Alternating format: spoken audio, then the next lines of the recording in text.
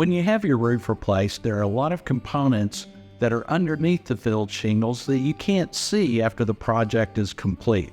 So if you're thinking about a roof replacement but aren't really sure what I'm talking about, you might want to listen to this. My name's Ken Bailey. I'm with Trinity Roofing and Construction. And when we do a roof replacement, we have a process that we call the Total Protection Roofing System, or TPRS. Now that includes a variety of things, but the main gist of it is that each of the components work together so that the final outcome is exactly what you want and it protects the health of your home. One thing, just as an example, there are a lot of contractors out there that still use felt paper for underlayment.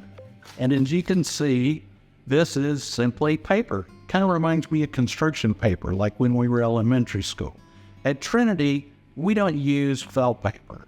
When felt paper, and this goes underneath your shingles on top of your decking, if your shingles are blown off and exposed to the elements and the rain and they get wet, with this felt paper, it absorbs that water and it stays wet. That's not good. At Trinity, we don't use felt.